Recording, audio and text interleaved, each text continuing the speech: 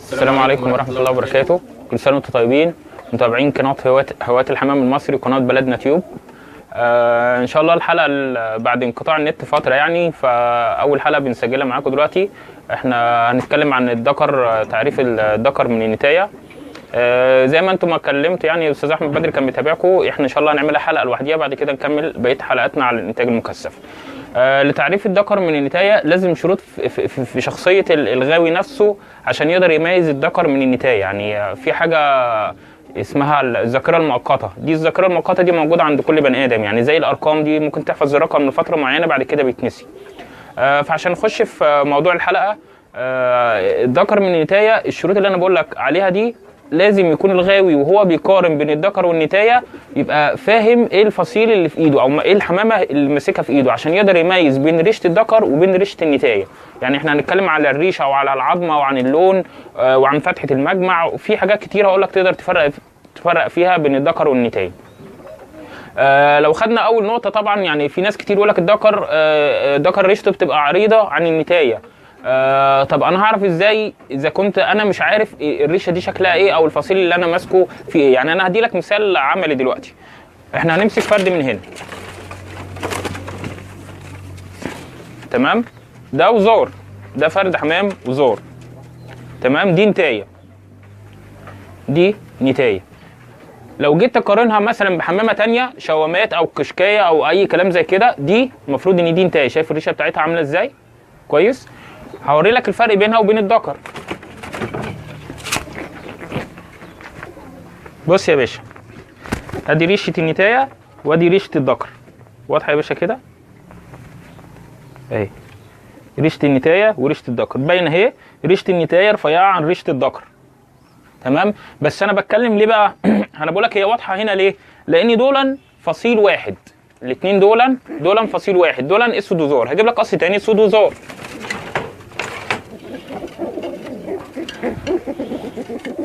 تمام؟ انت بقى قارن، قول لي فين الذكر وفين النتاية، تمام؟ هجيب لك الجناح على الجناح اهو، انت قول لي فين الذكر وفين النتاية عشان كده تبقى اوضح كده، تمام؟ هتقول لي انت فين الذكر وفين النتاية اهو، تمام؟ فين الذكر وفين النتاية؟ النتاية اهي، تمام؟ من غير ما اشوف ده انا هنصور، المخرج احمد هيساعدنا دلوقتي وهنغمض عينينا هقول لكم دي ذكر ولا نتاية. ليه هنا انا قدرت اميز الذكر من النتاية؟ لان انا بتكلم في فصيل واحد. الفصيل اللي في ايدي ده وزار، دي حمامه وزار. الحمامه الوزار عامه ريشتها معروفه، ريشتها عريضه. لكن انا دلوقتي لو جيت اقارن على الريشه دي بين نوع حمام تاني، يعني مثلا ايه، هناخد مثلا لو هناخد كشكوى مثلا. انت طبعا شفت الريشه التانيه شكلها عامل ازاي، انا وريتك الذكر فيها من النتاية. طبعا انت شوف الريشه دي، تمام؟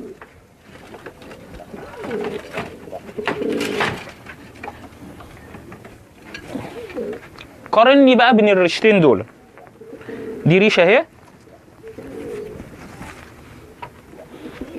انا عايز بس الريشتين يبقوا فوق بعض، وادي ريشه اهي. تقدر تقارني فين الذكر وفين النتاية؟ ادي الفصيل مختلف، تمام؟ الفصيل اهو مختلف. تقدر تقارني فين الذكر وفين النتاية؟ اهي. المفروض كده الريشتين يعني المفروض قريبين من بعض، لكن انا عندي دي، انت ده ذكر، تمام؟ والريشتين اهم زي بعض اهم. بص، يمكن دي كمان الريشه دي اعرض رغم ان دي نتاية وده ذكر. ده فصيل وده فصيل. عرفت بقى لما تيجي تقارن بين الذكر والنتاية عن طريق الريش لازم تكون فاهم الحمامه اللي في ايدك نوعها ايه. هنصعب الموضوع شويه.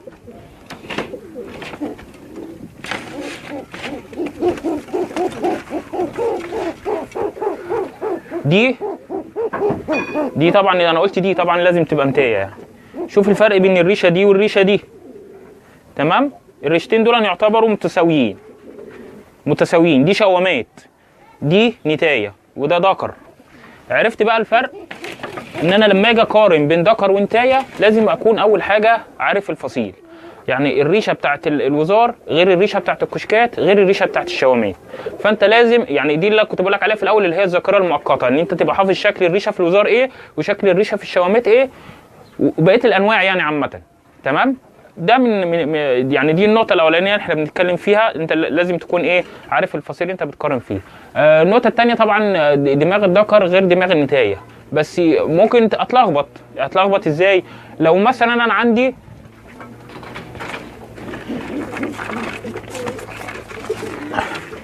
ده ذكر، ده فرد حمام، ده استرالي اهو، تمام؟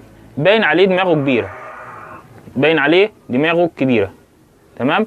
والعظمه بتاعته برضو ايه يعني فرد الحمام بيقول ملامحه كده العامه بتقول ان هو ذكر. كويس؟ طيب ممكن اتلخبط في الفرد في الحمام الاسترالي لو انا بقارن بين الدماغ في الحمام الاسترالي باي فصيل من الحمام الاسترالي. لازم احدد مستوى فرد الحمام ايه. يعني انا دلوقتي عندي الحمام 3 مستويات: حمامه مستواها ضعيف، حمامه مستواها متوسط، حمامه مستواها عالي. لما اجي مثلا هقارن مثلا بين صوافه مثلا، يعني فرد حمام ده مستوى عالي، تمام؟ شايف دماغه كبيره اهي، تمام؟ لو فرد الحمام ده مستواه قليل وممكن يكون نتايه بس هتلاقي دماغها قد كده، هقول عليها ذكر. يبقى دي النقطه الثانيه اللي انا عايزك ايه تقدر تفرق بينها، انك تحدد مستوى الحمامه. اول حاجه بتحدد الفصيل وتبدا تقارن الريش. كويس؟ الريشه دي عريضه ولا الريشه دي رفيعه. تاني حاجه بتحدد مستوى الحمامه عشان تقدر تعرف ان هي ذكر ولا انتايه، سواء يعني من اي نوع، بتكلم على الحمام كله بصفه عامه. تمام؟ دي النقطه الثانيه. النقطه الثالثه هي مهمه قوي، يعني دي بتبقى حد فاصل بين الذكر والنتايه في اغلبيه الاوقات، اللي هي الشوك او فتحه المجمع. فتحه المجمع في النتايه اللي هي هنا دي احنا بنقول عليها الشوك. في مكان صوابعنا الاثنين هنا بالظبط، هات الضفر ده والضفر ده بتوعنا، شايف؟ ادي الشوكتين بتوعها هنا اهم، شوكه اهي وشوكه اهي، ادي الشوك، تمام؟ دي كده انتايه. تعال نشوف الذكر.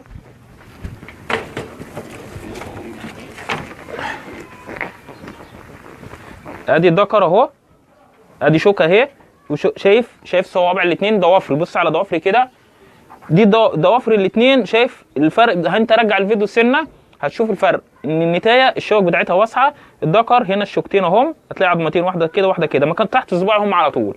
ادي الذكر الشوك بتاعته بتبقى ايه ضيقه شويه، مقفوله كده. طيب امتى اتلخبط بقى من الذكر والنتايه في اللحظه دي؟ لو انا عندي نتايه مثلا، يعني عندي نتايه مريحه شويه، يعني مثلا اهو في نتايه هنا، النتايه دي مريحه بقى لها فتره. تعال شوف مكان الشوك بتاعتها فين اهم، ضوافري باينه كده، شايف مكان الشوك فين؟ تمام؟ الشوك بتاعتها مقفوله. طيب يبقى النتايه دي طالما مريحه. طب لو النتايه دي لسه بيضه او تحتيها زغاليل، بتلاقي الشوك بتاعتها بتوسع، يعني لازم تبقى واخد بالك المرحله اللي فيها النتايه دي. دي نقطه مهمه برضو. زائد في تمييز الذكر من النتايه في نقطه برضو مهمه عايزك تاخد بالك منها، اللي هي السن. يعني اي حد بيمسك فرد حمام في السوق، تمام؟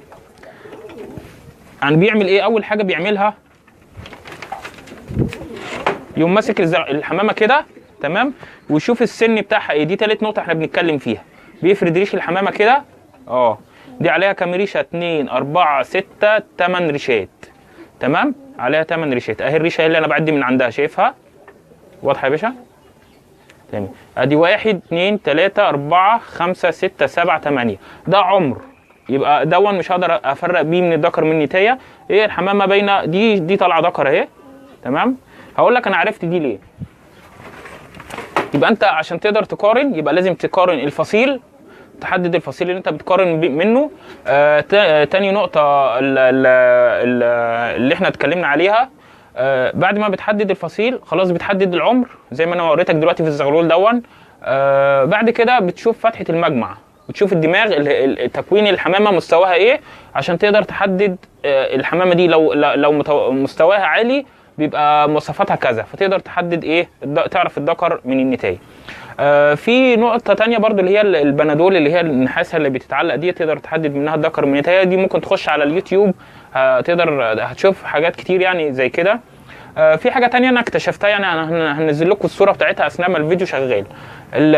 في رسمة لمناخير الحمامة كده، بيحددوا منها يعني ايه الذكر من النتايه. دي بتبان اكتر في الشوامات والكريزلات.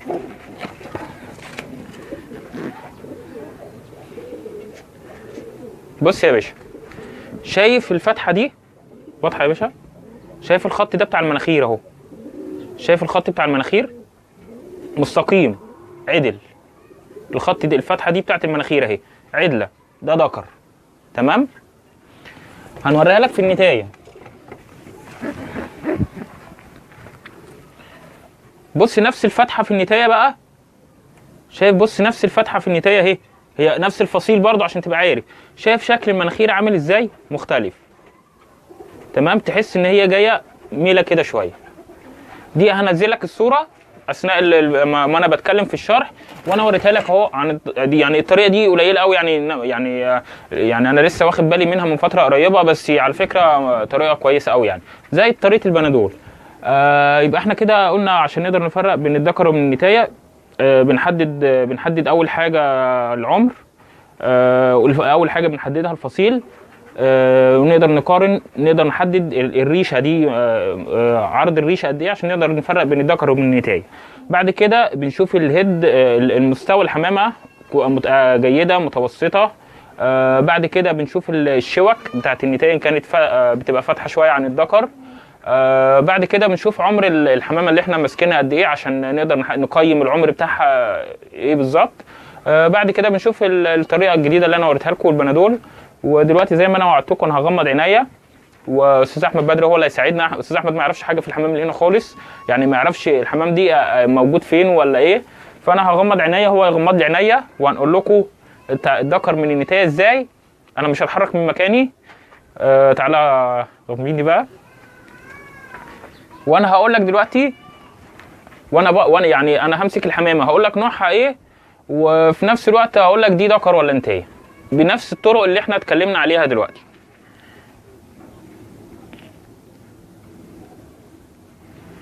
تمام، استاذ احمد هيجيب حمامه دلوقتي. على فكره هو سدد وداني كمان على فكره مش عارف ليه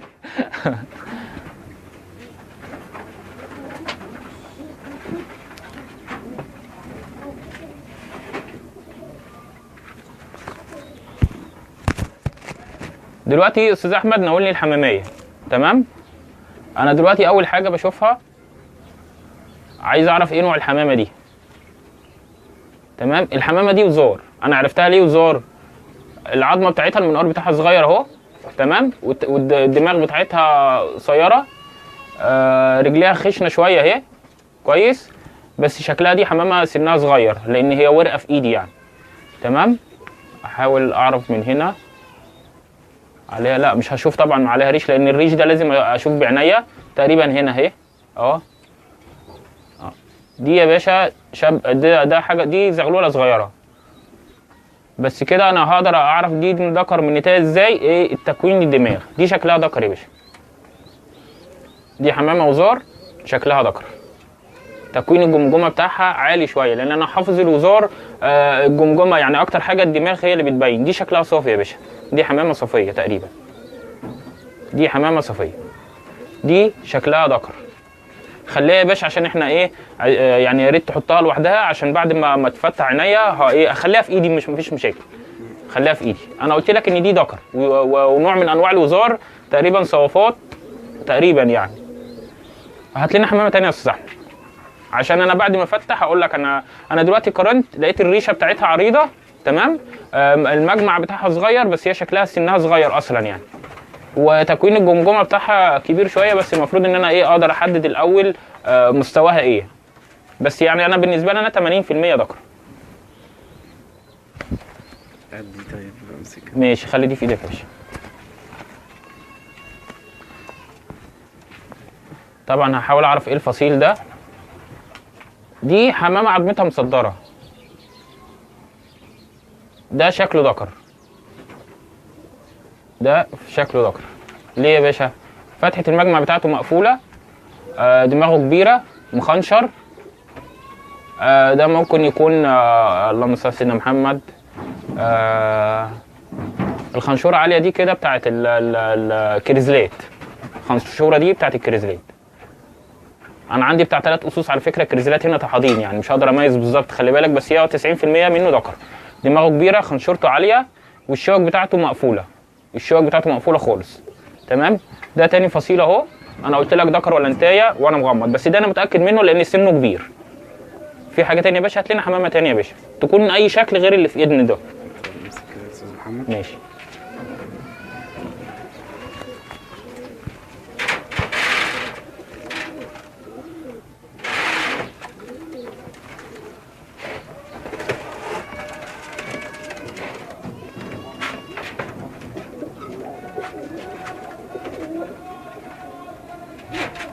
احنا كده هنطول على الناس قوي.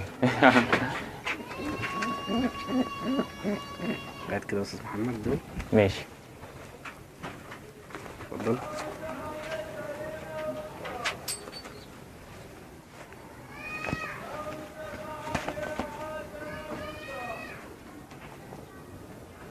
دي حمامه كشكيه بس هي قصيره، يعني انا عرفت ليه. الحمامه دي عظمتها قصيره بس ايه مسحوبه. تمام؟ وفي برونيتها هنا اهي. تمام؟